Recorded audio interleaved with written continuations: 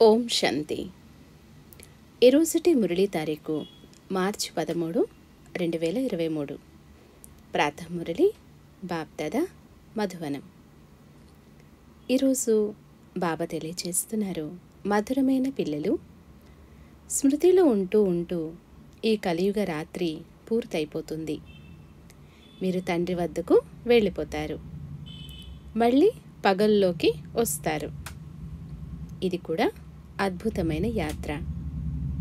ప్రశ్న: పిల్లలైన మీకు స్వర్గంలోకి వెళ్ళాలనే కోరిక ఎందుకు ఉంది? జవాబు: ఎందుకంటే మీకు తెలుసు, ఎప్పుడైతే మనం స్వర్గంలోకి వెళ్తామో అప్పుడు మిగిలిన ఆత్మలందరి కళ్యాణం జరిగి అందరూ తమ ఇల్లైన శాంతిధామానికి వెళ్ళగలరు. మీకు స్వర్గంలోకి వెళ్ళాలనే లోభమేమీ లేదు, కానీ మీరు స్వర్గాన్ని స్థాపన చేస్తున్నారు. ఇంత శ్రమ చేస్తారు కావున తప్పకుండా ఆ స్వర్గానికి యజమానులుగా కూడా అవుతారు. అంతేకాని మీకు వేరే ఏ కోరిక లేదు.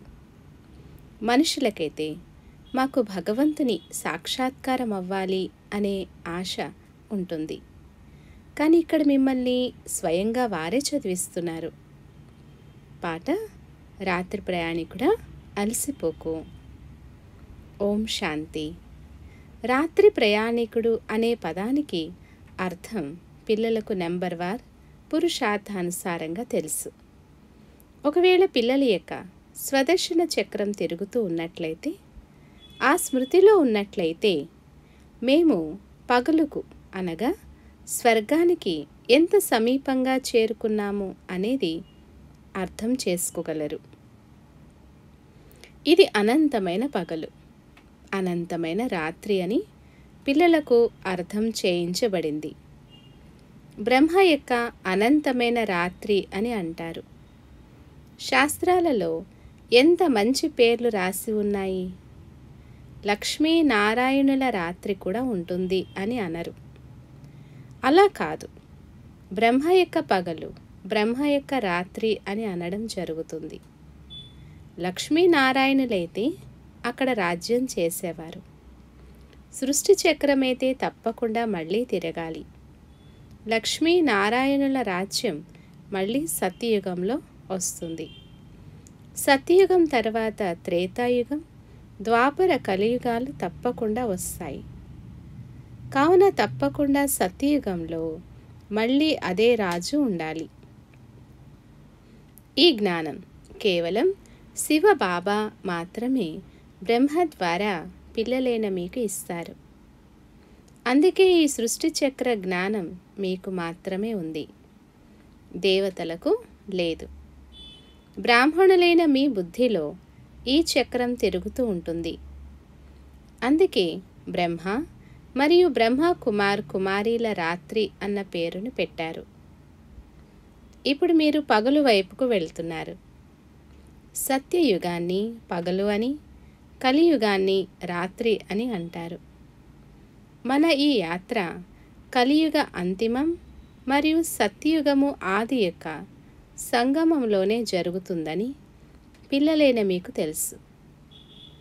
మీరు కలియుగంలో కూర్చొని ఉన్నారు, కానీ మీ బుద్ధి అక్కడ ఉంది.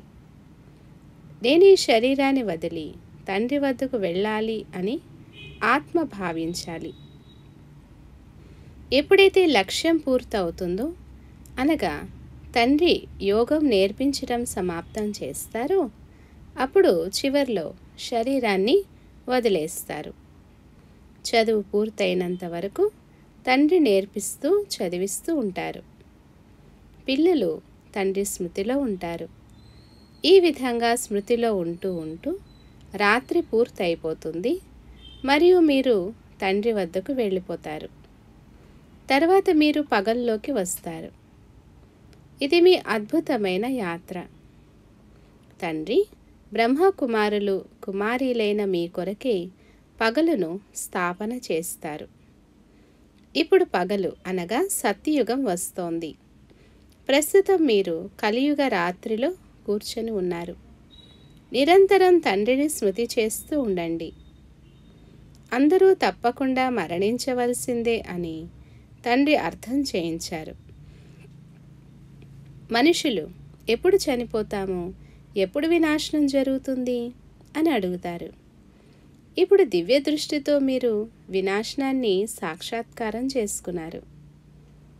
తర్వాత ఈ కనులతో తప్పకుండా చూస్తారు. అంతేకాక స్థాపన దేన్నైతే సాక్షాత్కారంలో చూస్తారో దానిని కూడా ఈ కనులతో చూడనున్నారు. ముఖ్యంగా బ్రహ్మ యొక్క పగలు మరియు రాత్రి అని ఎవరి గురించైతే గాయనం చేయబడిందో వారికే స్థాపన మరియు వినాశనం యొక్క సాక్షాత్కారం అయ్యింది. కావున దివ్య దృష్టితో ఏదైతే చూశారో అది ప్రాక్టికల్గా తప్పకుండా జరుగుతుంది. భక్తి మార్గంలో ఏదైతే సాక్షాత్కారం అవుతుందో దానిని దివ్య దృష్టితో చూస్తారు. మీరు కూడా దివ్య దృష్టితో చూస్తారు. మీకు ఏ వస్తువు పైన కోరిక ఉండదు. సన్యాసులకు పరమపిత పరమాత్మను చూడాలనే కోరిక ఉంటుంది. ఇక్కడ పిల్లలైన మీకైతే పరంపిత పరమాత్మ స్వయంగా కూర్చొని చదివిస్తున్నారు. మీకు స్వర్గంలోకి వెళ్ళాలనే కోరిక ఉంది. మనం స్వర్గంలోకి వెళితే అందరి కళ్యాణం జరుగుతుందని పిల్లలైన మీకు తెలుసు. అనంతమైన తండ్రి ఎవరైతే మనుష్య సృష్టికి రచయిత మరియు బీజరూపుడో వారికి వృక్షం యొక్క ఆది మధ్యాంతాలు తెలుసని ఇప్పుడు పిల్లలైన మీకు తెలుసు. మనకు ఆ తండ్రి గురించి, వారి వారసత్వం గురించి తెలుసు. ఏ విధంగా ఆ వృక్షాలలో ఫలానా వృక్షం మామిడి వృక్షం అని తెలుస్తుంది. విత్తనం నాటితే మొదట 2-4 ఆకులు వెలువడతాయి. ఆ తర్వాత వృక్షం పెద్దదవుతూ ఉంటుంది. అయితే అది జడ బీజం. ఈ తండ్రి మనుష్య సృష్టికి చైతన్య బీజరూపుడు.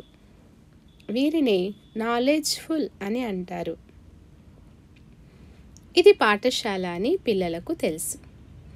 ఇక్కడ ఈ విద్య లభిస్తోంది మరియు మీరు యోగం కూడా నేర్చుకుంటున్నారు. ఈ విద్య ద్వారా మీరు భవిష్య రాకుమార్తెలుగా అవుతారు. ఆత్మ తప్పకుండా పవిత్రంగా అవ్వాలి. ఇప్పుడైతే అందరూ అపవిత్రంగా ఉన్నారు. కానీ ఎవరినైనా పతితులని అంటే వారు ఒప్పుకోరు. కృష్ణపురిలో కూడా ఒకరికొకరు దుఃఖాన్నిచ్చే కంసుడు, జరాసంధుడు మొదలైన వారు ఉండేవారని అంటారు. ఒకరికొకరు సుఖాన్నిచ్చే వారిని పావనులని అంటారు.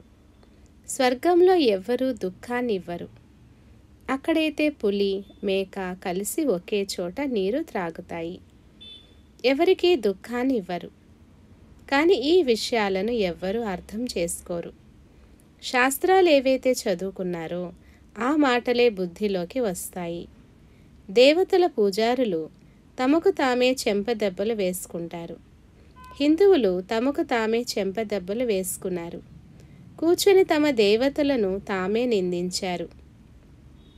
క్రైస్ట్, బుద్ధుడు మొదలైన వారికి ఎంత మహిమను చేస్తారు. కూర్చొని దేవతలను నిందిస్తారు. ఇది ధర్మగ్లాని అయ్యింది కదా. గీతలో కూడా యదా యదా హి ధర్మస్య అని అంటారు. పేరు కూడా భారత్దే. భారత్యే భ్రష్టంగా మళ్ళీ శ్రేష్టంగా అవుతుంది. లక్ష్మీనారాయణులు శ్రేష్టంగా ఉండేవారు. భ్రష్ట మనుషులు శ్రేష్ఠులకు తల వంచి నమస్కరిస్తారు. సన్యాసులు కూడా పవిత్రంగా ఉంటారు. కానీ భగవంతుని గురించి వారికి తెలియదు. స్వయాన్నే భగవంతునిగా చెప్పుకుంటారు. మిగిలిన గురువులు మొదలైన వారు ఎవరెవరైతే ఉన్నారో వారు పతితంగా ఉన్నారు. వికారాలలోకి కూడా వెళతారు. వికారులను పతితులని అంటారు. వారు పావనంగా ఉన్నవారికి నమస్కరిస్తారు. సన్యాసులను కూడా గురువులుగా ఎందుకు చేసుకుంటారంటే వారు మమ్మల్ని కూడా తమ సమానంగా పావనంగా చేయాలి అని. ఈ రోజుల్లో ఎవరో కష్టం మీద సన్యాసులుగా అవుతారు. ఇక గృహస్థులను గురువులుగా చేసుకుంటే ప్రాప్తి ఏముంటుంది? ఎందుకంటే వారే స్వయంగా పతితులుగా ఉన్నారు. కానీ కొత్త ఆత్మలు వస్తే వారికి కొంత మహిమ ఉంటుంది. ఎవరికైనా పుత్రుడు జన్మిస్తే, ఎవరికైనా ధనము లభిస్తే సంతోషపడతారు. ఇక ఒకరిని చూసి ఒకరు అందరూ గురువులను ఆశ్రయిస్తూ ఉంటారు. వాస్తవానికి సద్గతి కొరకు గురువులను ఆశ్రయిస్తారు. వారు తప్పకుండా పంచవికారాలను సన్యసించిన పవిత్రులుగా ఉండాలి. ఇకపోతే గృహస్థులను గురువులుగా చేసుకుంటే లాభమేముంది? గొప్ప గొప్ప గృహస్థి గురువులు ఉన్నారు. వారికి వేలాది మంది శిష్యులున్నారు. ఎవరో ఒకరు ఒకరిని గురువుగా చేసుకుంటే ఇక ఆ పీఠము అలాగే కొనసాగుతూ వస్తుంది. శిష్యులు వారి పాదాలు కడిగి ఆ నీటిని తాగుతారు. దానిని అంధవిశ్వాసము అని అంటారు. మనుషులు, ఓ భగవంతుడా, మీరు అంధులకు చేతికర్ర అని పాడుతారు. కానీ దాని అర్థం కూడా తెలియదు. మాయా రావణుడు అంధులుగా అనగా బుద్ధిహీనులుగా చేస్తాడు. అందరూ రాతి బుద్ధి గలవారిగా అవుతారు. అందుకే తండ్రి అంటారు, ఈ శాస్త్రాలు మొదలైనవి ఏవైతే ఉన్నాయో వాటన్నిటి సారాన్ని నేను వచ్చి వినిపిస్తాను. నారదుని ఉదాహరణ చెప్తారు. వారితో ఇలా అన్నారు, నీవు నీ ముఖాన్ని చూసుకో. లక్ష్మిని వరించేందుకు యోగ్యునిగా ఉన్నావా? లక్ష్మి అయితే స్వర్గంలో ఉంటారు. మనము పురుషార్థం చేసి భవిష్యత్తులో లక్ష్మిని లేక నారాయణుడిని వరించాలని ఇప్పుడు మీకు తెలుసు. కావున ఇది కూడా ఇక్కడి విషయమే. ముఖము మనిషిదే, కానీ గుణము కోతిది. తండ్రి అంటున్నారు, మీ ముఖాన్ని చూసుకోండి. మనుషులు మీతో ఏమంటారంటే, మీరు స్వర్గానికి యజమానులుగా అవ్వాలనే లోభమునైతే పెట్టుకున్నారు కదా. వారికి ఏమి అర్థం చేయించాలంటే, అరే, మేమైతే మొత్తం సృష్టి అంతటినీ స్వర్గంగా తయారు చేస్తాము. అంత శ్రమ చేసినందుకు తప్పకుండా యజమానులుగా కూడా మేమే అవ్వాల్సి ఉంటుంది కదా. ఎవరో ఒకరు రాజ్యం చేస్తారు కదా. బాబా అర్థం చేయించారు. నెంబర్ 1, కామము మహాశత్రు. ఇది మనుషులకు ఆది మధ్యాంతాలు దుఃఖాన్నిస్తుంది. ఇది అర్ధకల్పపు కఠినమైన శత్రు. డ్రామాలో సుఖ దుఃఖాలున్నాయి, కానీ దుఃఖంలోకి తీసుకెళ్లేవారు కూడా ఉన్నారు కదా. అతడు రావణుడు. అర్ధకల్పపు రావణ రాజ్యం నడుస్తుంది. ఈ విషయాలు పిల్లలైన మీకు మాత్రమే తెలుసు. మీలో కూడా నెంబర్ వారీగా ఉన్నారు. కైలాస పర్వతంపై పార్వతీ శంకరులు ఉంటారని అంటారు. చూడండి, ప్రెసిడెంట్ మొదలైన వారు కూడా అమర్నాథ్ యాత్రకు కైలాస పర్వతం పైకి వెళ్తారు. కానీ అక్కడికి శంకరుడు, పార్వతి ఎక్కడి నుండి వచ్చారని కూడా ఆలోచించరు. పార్వతికి కథను వినిపించేందుకు ఆమె ఏమైనా దుర్గతిలో ఉన్నారా? సూక్ష్మవతనంలోనైతే దుర్గతి యొక్క ప్రశ్నే ఉండదు. ఎంత దూరాలకు వెళ్ళి మనుషులు ఎదురు దెబ్బలు తింటారు. ఇది భక్తి మార్గం. మనుషులు దుఃఖమునైతే పొందాల్సిందే. ప్రాప్తి కేవలం అల్పకాలికంగా మాత్రమే ఉంటుంది. అది ఎటువంటి ప్రాప్తి? తీర్థయాత్రల్లో ఎంతకాలం ఉంటారో అంతకాలం పవిత్రంగా ఉంటారు. కొంతమంది అయితే మద్యము లేకుండా ఉండలేరు. కావున రహస్యంగా దాచిపెట్టుకొని కూడా మద్యం సీసాలు తీసుకువెళ్తారు. మరి అది తీర్థస్థానం ఎలా అవుతుంది? అక్కడ కూడా ఎంత మురికి ఏర్పడి ఉంది. ఇక అడగకండి.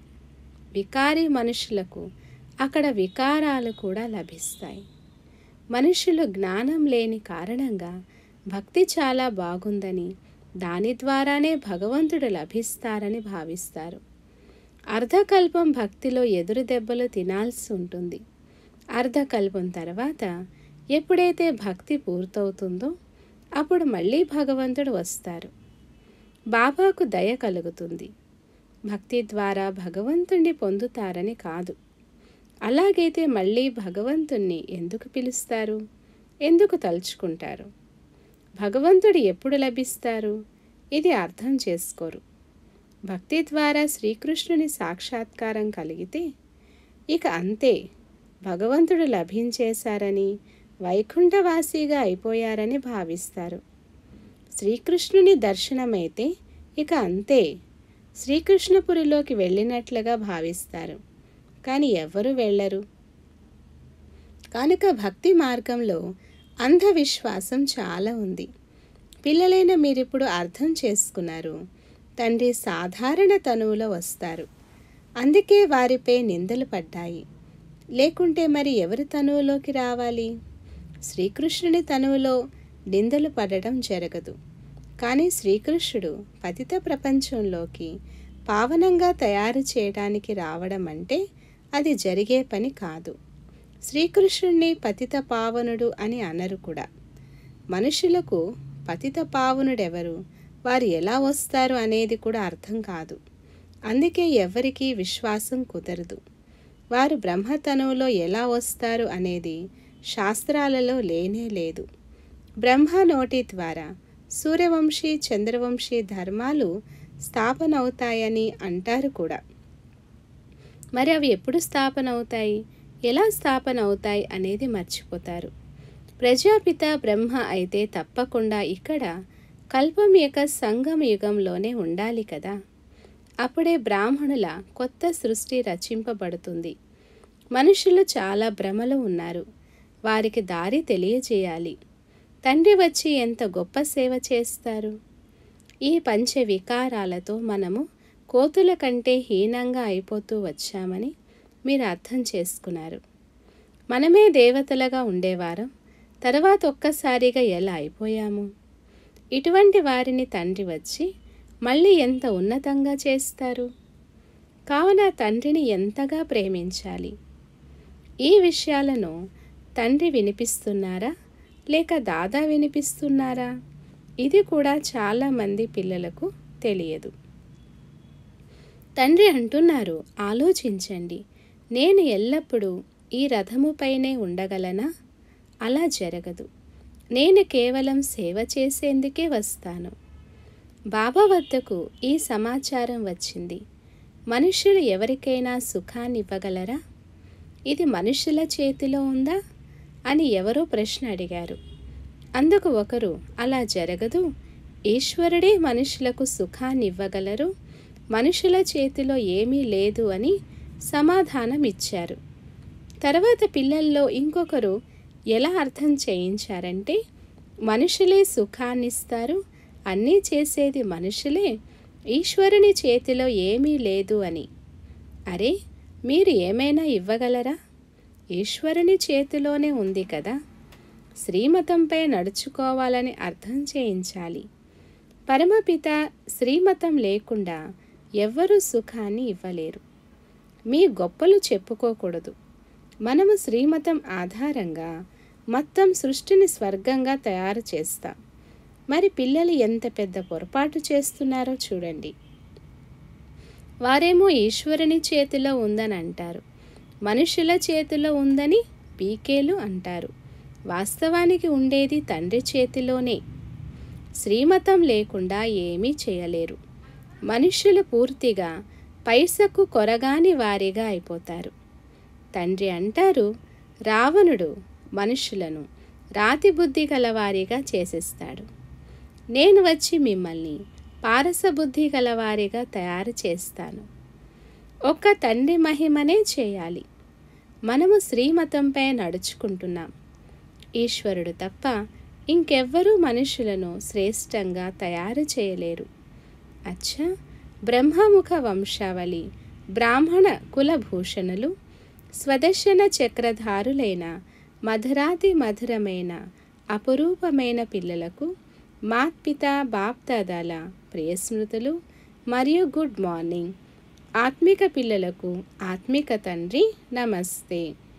ధారణ కొరకు ముఖ్య సారం. ఫస్ట్ పాయింట్, తండ్రి ఇంత గొప్ప సేవ చేస్తారు, మనల్ని ఇంత ఉన్నతమైన దేవతలుగా చేస్తారు. ఇటువంటి తండ్రి పట్ల సత్యమైన హృదయపూర్వకమైన ప్రేమనుంచాలి. దేవతల సమానంగా అందరికీ సుఖాన్ని ఇవ్వాలి. సెకండ్ పాయింట్, సదా ఒక్క తండ్రి మహిమనే చేయాలి. మీ గొప్పలు చూపించుకోకూడదు. వరదానము: సేవా పాత్రను అభినయిస్తూ పాత్ర నుండి అతీతంగా మరియు తండ్రికి ప్రియమైన వారిగా ఉండే సహజ యోగి భవ. వివరణ: చాలామంది పిల్లలు యోగం ఒక్కోసారి కుదురుతుంది, ఒక్కోసారి కుదరడం లేదు అని అంటారు. దీనికి కారణం ఏమిటంటే అతీతంగా ఉండడంలో లోపం. అతీతంగా లేని కారణంగా ప్రేమ అనుభవం అవ్వదు. మరియు ఎక్కడైతే ప్రేమ ఉండదో అక్కడ స్మృతి ఉండదు. ఎంత ఎక్కువ ప్రేమనో అంత సహజ స్మృతి. అందుకే సంబంధాల ఆధారంగా పాత్రను అభినయించకండి. సేవా సంబంధంతో పాత్రను అభినయించండి. అప్పుడు అతీతంగా ఉంటారు.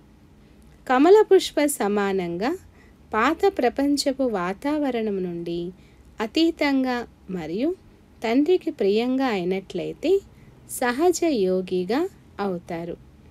స్లోగన్: ఎవరైతే కారణము అనే పదాన్ని మర్జ్ చేసి ప్రతి విషయంలోనూ నివారణ చేస్తారో వారే జ్ఞాని ఆత్మలు. అచ్చా. ఓం శాంతి.